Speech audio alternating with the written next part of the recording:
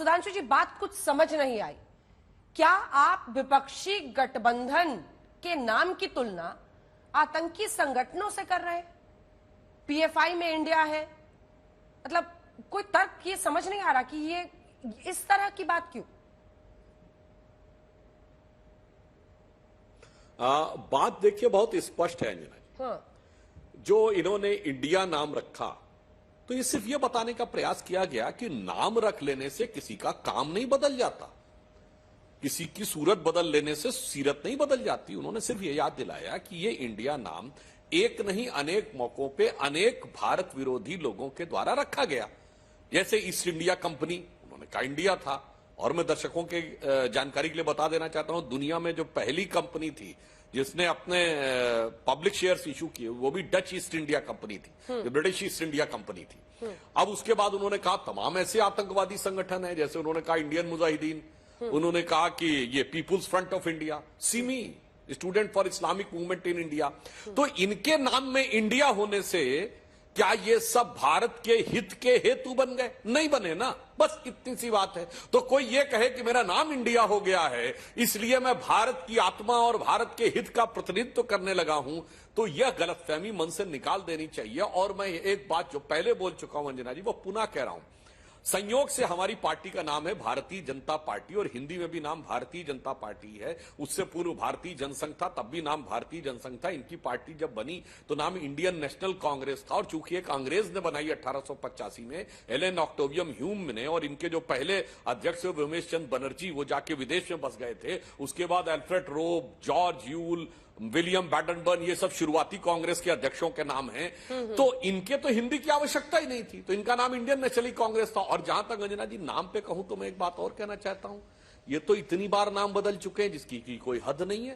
कांग्रेस कितनी बार बदली है 47 के बाद से आज तक, 60 के दशक से लेके 70 के दशक से लेके 80 के दशक से लेके 90 तक, हर बार एक नई कांग्रेस आई है। याद करिए, Congress R, Congress O, Congress S, वो सब अलग बात है सर। एक सेकंड। और लोग मजाक में कहते थे नाम क्या रखा, कांग्रेस क्या में, बदला, ये कांग्रेस प्रश्न नहीं है। कांग्रेस आई, नाम क्या कांग्रेस गई, रखा, ये तो क्या कांग्रेस बदला, आई ये थी प्रश्न ना। नहीं है। अगर तो एनडीए की तुलना, नहीं एक सेकंड, अगर एनडीए की तुलना किसी ने किसी आतंकी संगठन के नाम से कर दी होती तब तो बड़े आग बबूला हो रहे होता आप। क्या आप विपक्ष को भारत विरोधी अच्छी बात कही। हाँ, आपने बड़ी अच्छी बात कही अंजना जी, आपने बहुत अच्छी बात कही। बिल्कुल बिल्कुल बात सही है, पर इनसे पूछिए, इनकी यूपीए सरकार में एक नहीं दो मंत्रियों ने कहा था कि सिमी एक सांस्कृतिक संगठन है, जबकि वो न्यायालय के द्वारा बैंड हो गया। अभी पीएफआई बैंड हुआ है।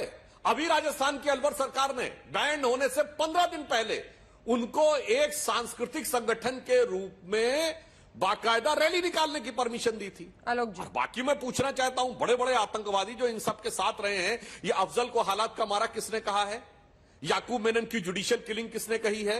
इशरत को बेटी किसने कहा है?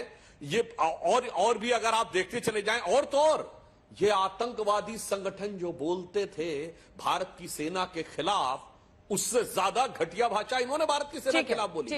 वो तो सिर्फ ये कहते थे कि भारत की सेना ज्यादा मरवा रही है उनको, इन्होंने तो सड़क छाप गुंडा तक कहा है। और अरे इतना ही नहीं, अरे भाई वही आतंकवादी भाषा बोलते थे, बटाला हाउस इनकाउंटर के ऊपर वो गलत है, उनकी आंखों में आंसू आते थे, इनके भी आंखों में आंसू आते हैं। तो अगर देखा जाए तो ऐसी ये चीज बता दें, एक को बात गलत बोली हो तो बता दें कि आतंकवादियों पे आंसू ये भी बहाते थे, आतंकवादियों पे आंसू वो भी बहाते थे। तो ऐसा नहीं कि ये कहे कि सब हमारा तो कोई लेना देना नहीं। जाकिर नायक को शांति का मसीहा वो भी कहते थे, जाकिर नायक को शांति का मसीहा ये भी कहते हैं। सांसद आलोक जी वो कह रहे हैं आतंकवादियों पर आंसू बहाने वाले आप लोग हैं, और बहुत सारी चीजों में उन्होंने तुलना कर दी। भाव बता रहे हैं पीएम कि नाम तो वहां पर भी इंडिया जुड़ा हुआ है, लेकिन नाम रखने से अच्छे लक्षण नहीं आ जाते। जैसा कि नड्डा साहब कह रहे हैं कि एक बच्चा था जो फेल होता था, सब नफरत करते थे उससे, माँ बाप ने नाम बदल दिया, लेकिन कुछ हुआ नहीं। देखिए, मुझे लगता है कि आज देश एक ऐसे दौर से गुजर रहा है कि मणिपुर जल रहा है और देश के प्रधानमंत्री और पूरी भाजपा मुद्दों को भटकाने पे लगी हुई है। आज एक कांग्रेस का विरोध करते करते ये इंडिया का भी विरोध करने आ गए। पूरा विपक्ष जो है वो आतंकी संगठन हो गया। और दुखद इस बात का है, दुख सबसे बड़ा, कि देश के प्रधानमंत्री 140 करोड़ लोगों के जो रिप्रेजेंट करते हैं, पीएम की भाषा का स्तर इतना नीचे गिर जाएगा कभी सोचा नहीं था। इंडिया को टारगेट करेंगे आप? अरे भाई, आलोचना करने के और बहुत तरीके हैं, आलोचना करने के आपको सारे अधिकार हैं। आपने तो make in India, startup India, digital India, कितने इंडिया बनाए, और आपको कहा जाता है you are prime minister of India. तो आप इंडिया का विरोध क्यों कर रहे हैं? आप आलोचना के और तरीके बहुत हैं। इतना दर्द, इतनी घृणा भारत शब्द से, इंडिया शब्द से, ये नहीं है। ये केवल और केवल बौखलाहट है कि इंडिया जो बना है उससे पूरी भारतीय जनता पार्टी दिशाहीन हो गई है। देश को तो इन्होंने दिशाहीन कर ही दिया है। अर्थव्यवस्था कहां जाएगी नहीं पता है, सामाजिक व्यवस्था कहां ले जाकर छोड़ेंगे नहीं पता है, विदेश नीति कहां पर जाकर रुकेगी नहीं पता है। पूरे देश को दिशाहीन करने के पर लगे हुए हैं और आज स्वयं भी दिशाहीन हो गए। और यही कारण है कि मोदी जी जो यूएसए में भाषण दे सकते हैं, फ्रांस में भाषण दे सकते हैं, मेरा बूथ सबसे मजबूत का भाषण दे सकते हैं, लेकिन संसद में 4 लाइन नहीं बोल सकते हैं।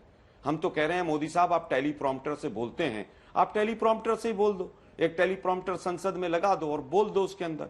हम तो भारत माता के साथ हैं, और आप भारत माता की तुलना अगर आतंकी संगठनों से करते हैं तो दुर्भाग्यपूर्ण है। दिक्कत यह है कि इनका 5D फार्मूला है पूरी भारतीय जनता पार्टी का, और 5D में 5 चीजें हैं कि डिनाई करो, पहले तो मनाही कर दो, ऐसा हुआ ही नहीं, चीन घुसा ही नहीं है, ना कोई घुसा था, ना कोई घुसा है, ना घुसेगा, और उसके बाद फिर डाइवर्ट कर दो चीजों को, फिर दूसरे मुद्दों को भटका दो। तीसरा डी है डिस्ट्रैक्ट कर दो, और चौथा है डिफ्लेक्ट कर दो, और पांचवा है डिफेम कर दो, कि सारे के सारे विपक्ष को कहो सब आतंकवादी हैं, सारे देशभक्त हम ही। अंग्रेजों के जो पिट्ठू रहे वो देशभक्ति के सर्टिफिकेट बांट रहे, चंद्रशेखर आजाद के खिलाफ और तमाम लोगों के खिलाफ, सुभाष चंद्र बोस के खिलाफ जिस तरह से भारत छोड़ो आंदोलन में इन्होंने लोगों की भर्तियां कराई अंग्रेजी फौज में, 60 रुपए की पेंशन और माफीनामे वाले लोग आज मुद्दे को भटकाना चाहते हैं, लेकिन आज देश मुद्दे से भटकने नहीं देगा। हम कह रहे 4 दिन हो गए, बृहस्पति, शुक्र, सोमवार, मंगलवार, 4 दिन हो गए। 4 दिन आपने संसद के वेस्ट कर दिए। अगर आप पहले ही 267 में पहले दिन चर्चा करा लेते तो अब तक चर्चा समाप्त भी हो जाती, लेकिन चर्चा कराएं कैसे? मणिपुर के सीएम के पास फाइलें हैं, ऐसा लगता है कि भ्रष्टाचार की फाइलें हैं और वो बीजेपी को ब्लैकमेल कर रहे हैं। नहीं तो एक व्यक्ति कहे कि मेरे राज्य में 100 रेप की घटनाएं ऐसी हो गई हैं और उसके बावजूद वो मुख्यमंत्री बनकर रहे, तो दुर्भाग्य होता है कि ऐसे ऐसे लोग भारतीय जनता पार्टी ने डबल इंजन की सरकार में पाल रखे हैं।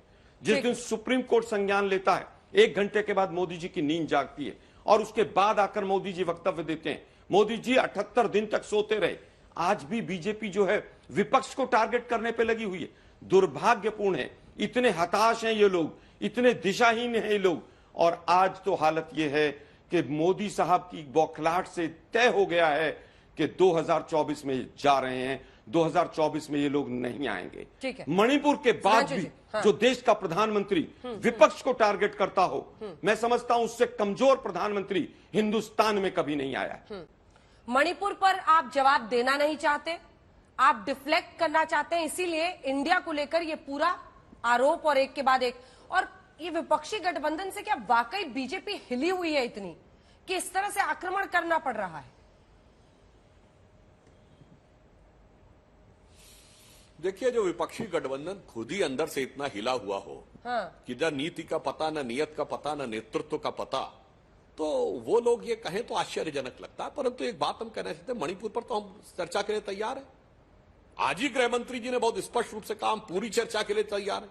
मगर आप देखिए, पिछले संसद के सत्र में, हर संसद सत्र में इन लोगों को कोई ना कोई बवाल करना है। पिछले 8 से 10 संसद सत्र में एक सत्र बता दे जिसपे इन्होंने कोई संसद चलने दिया। हमेशा कोई मुद्दा नहीं, मुद्दे को चर्चा नहीं, मुद्दे पे चर्चा नहीं करना, केवल बवाल करना। चलिए, पिछले बार आप कहेंगे हम अलग मुद्दे पे चर्चा करना चाह रहे थे पिछले संसद सत्र में, और आप अलग। आज तो हम दोनों एक ही मुद्दे पे चर्चा करना चाह रहे हैं। अब यह बना लिया कि नहीं साहब, नियम 176 की तरह नहीं, नियम 267 की तरफ। मतलब ये वाली बात हो गई कि हम कह रहे हैं कि हम और आप दोनों परीक्षा भवन में अपना प्रश्न पत्र हल करने का, नहीं कलम ये वाला नहीं, कलम वो वाला यूज करो तब हम मानेंगे। अरे भाई, हम तो यही आपसे कह रहे हैं, आपने चर्चा शुरू कर दी होती, अब तक चर्चा समाप्त हो गई होती। परंतु अफसोस की बात यह है कि इन्होंने कहा कि शर्म आनी चाहिए मुख्यमंत्री पे। तो मैं याद दिलाना चाहता हूं, शर्म आनी चाहिए उस पार्टी को जिसका मुख्यमंत्री ये कहे कि 59% रेप के केस फर्जी होते हैं। राजस्थान के मुख्यमंत्री अशोक गहलोत। शर्म आनी चाहिए उस पार्टी को जिनके एक मंत्री ने राजस्थान में कहा कि बलात्कार के केस इसलिए ज्यादा हो रहे हैं कि मर्दों वाला प्रदेश है। शर्म आनी चाहिए उस मंत्री को जिसका मुख्यमंत्री को जिसका मंत्री खड़े होकर कहे कि साहब मणिपुर को दे छोड़िए, हमारे राज्य में उससे ज्यादा बुरी स्थिति हो रही है। शर्म आनी चाहिए उस मुख्यमंत्री को जिसकी विधायिका कहे कि मैं अपने राज्य में अपने को सुरक्षित नहीं महसूस कर रही हूं, और उसके बाद निर्लज्जता के साथ, अरे भारत की संसद है, बिल्कुल मणिपुर के ऊपर तो प्रधानमंत्री जी ने वेदना, कष्ट, आक्रोश की अभिव्यक्त की है, चर्चा को तैयार है, सब जगह चर्चा करो। ऐसा तो नहीं राजस्थान में, छत्तीसगढ़ में, बंगाल में अगर 50 लोग की हत्या हो गई तो 50 से अधिक लोग मारे गए तो उनके जान की कोई कीमत नहीं, परंतु इन्हें मणिपुर पे भी इस बिंदु पे नहीं, इस नियम के तहत नहीं, अमुक नियम के साथ चर्चा करनी है, ये अपने आप में दर्शाता है कि इनके मन का मनोभाव क्या। और क्या मैं एक और चर्चा बात को कहना लेकर, चाहता ठीक है, हूं, देखिए, आलोक जी, हाँ। इन लोगों के सामने पूरा समस्या ये है, पूरा कीजिए जी एक लाइन और कह दूं, देखिए इनके सामने समस्या ये है कि ये लोग जितने भी प्रकार के स्वांग रच के आते हैं, पर हकीकत जनता की उसमें से ऐसी निकल आती है कि इनके लिए बहुत बड़ी समस्या हो जाती है। जैसे गठबंधन का नाम बदलना हो, लोगों को साथ में रखना हो, पटना से वहां जाना हो, बेंगलुरु जाना हो, जो भी इन्होंने करने का प्रयास किया, आज तक मैं सिर्फ एक बात ही पूछना चाहता हूं, आलोक जी ये बता दें, यूपीए यूनाइटेड प्रोग्रेसिव अलायंस समाप्त हो गया है, उसका विलयन हो गया है इंडिया में या नहीं, अथवा वो अभी भी विद्यमान है? और दूसरा, अगर आप अपने गठबंधन का पूरा नाम नहीं बता पाते, न हिंदी में न अंग्रेजी में, आप INDIA कहना चाहते हैं, तो इंडियन नेशनल कांग्रेस, जिसको शॉर्ट में INC कहते हैं, उसको इंक क्यों नहीं कहते? और अगर कहते हैं तो क्या इंक आपने पोंछ दी है इंडिया में? ये भी साफ कर दीजिए। ठीक है।